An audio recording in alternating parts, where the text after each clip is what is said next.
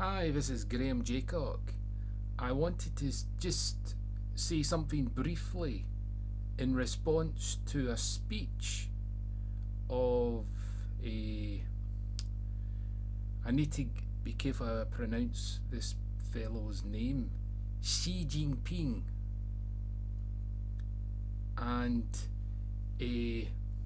what did he say? He said he's a leader of the Chinese Communist Party. I don't know his official title, though he said, "We will never allow any foreign power to bully, oppress, or subjugate us." That's a very common sense thing to say. I wouldn't have any problem with that. But here's the thing, okay? If we look at history, okay? Now, we know the Romans existed, okay? Now, they were violent people because human rights didn't exist with the Romans. As we now know human rights today. And there's another person called Paul. Now, Paul was able to go up and preach to the household of Caesar Christianity. Now, this is remarkable because the modern view of Christianity, we have people bullying like we had in the Crusades. The Christians bullied people. And even today we have Christians bullying people to get the message of Jesus across to them. And we do it the wrong way. But here, the origins of Christianity, okay, where the people who saw Jesus acted in a non-threatening way. And this is why Christianity started, because if someone is aggressive, you won't have the necessary avenue to have conversations. Just as this person spoke, we will never allow any foreign power to bully, oppress, or subjugate us. I'm sure that was in the minds of the Romans and Caesar. Now, how on earth did Paul, one of the apostles of Jesus Christ, ever get to preach in the household? Now, this is an interesting point, and it's a good way in for these Chinese leaders to look at how Christianity isn't something that is going to threaten anything. But then you could also say there's two ways you can threaten people. You can threaten people by physically hurting people, or you can threaten people, or rather not threaten people, but like in seasons, you have spring, winter, summer, and if you look at the leaves, just imagine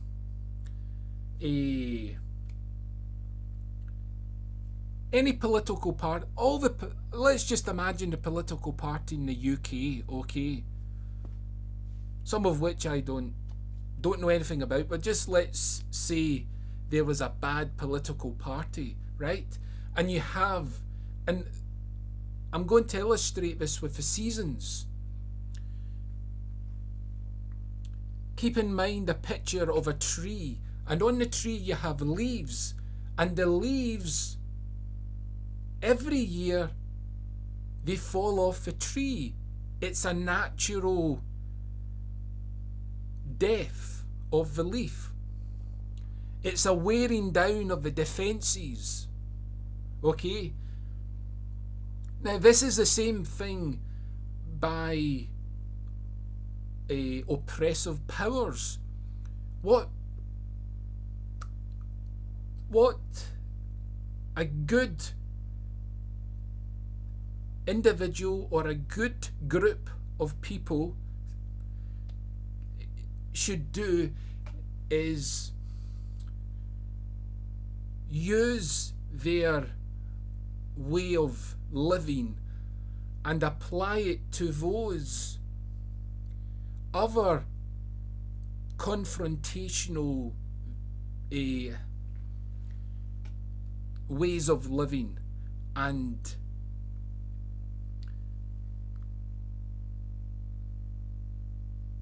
get to the heart of the problem, just like how nature gets to the heart of the problem with seasons, where the leaf just naturally rots and dies.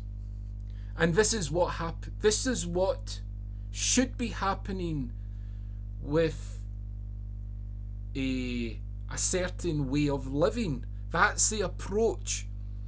A person goes to another person or group and introduces a certain way of living, and you don't threaten people, right?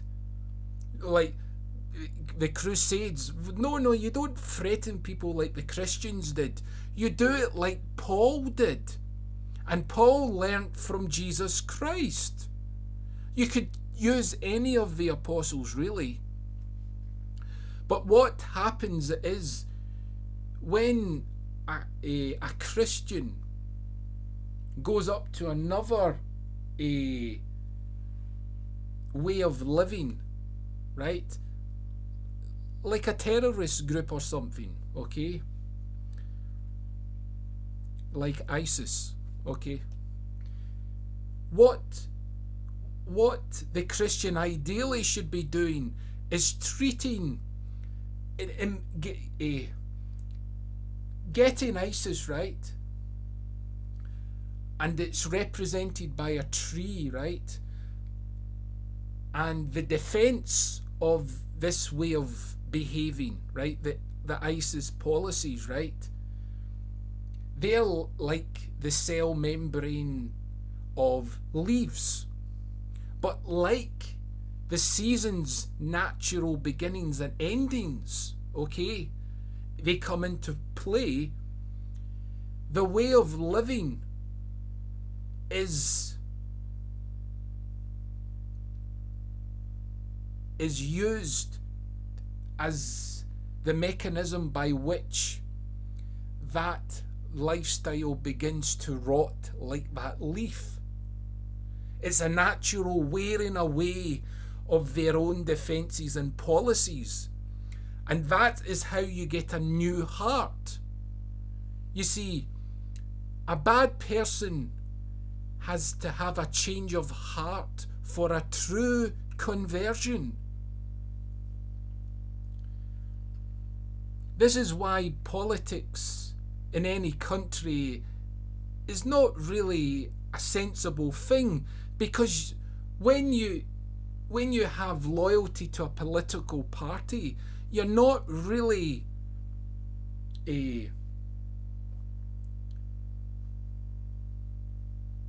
associating your heart with the thing. All you're doing is agreeing with policies put in place. What is better for humanity is something that gets to grips with the essence of humanity. And what is the essence of humanity? Well, the essence of humanity is something that speaks to the heart. And when it speaks to the heart, you see a change. And the best illustration I can see that is universal is love. When two people get together, you have a bachelor, and then you have a woman, and the woman has such an influence over the man changes his heart and becomes loyal to the woman. I hope I've not gone off a course. All I was trying to get over to the Chinese leader of the Communist Party.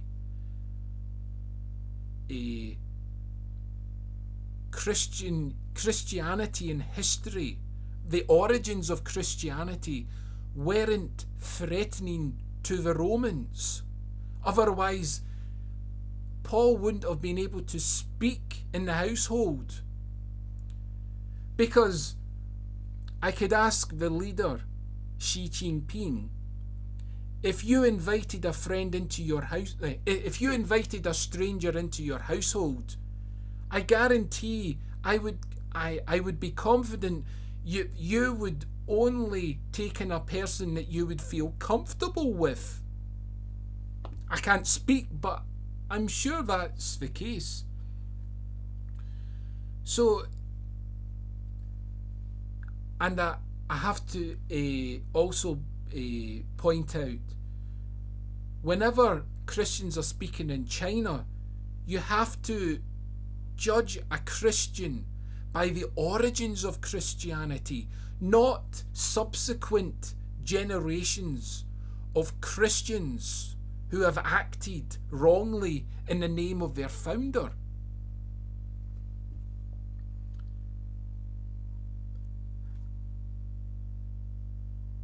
And when I say founder, it gives over the false idea that Jesus came into existence at a certain point in time and it's just like another individual in history. That's not the case.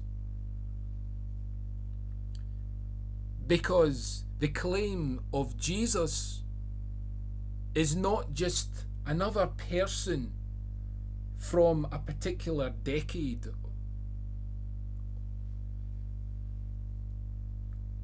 but he has been throughout the ages, because the only way that can be possible is for Jesus to be God. Anyway, I think I've overstayed my welcome, but I hope you can find something to work on to further your interest in what I discussed. Anyway, got to go.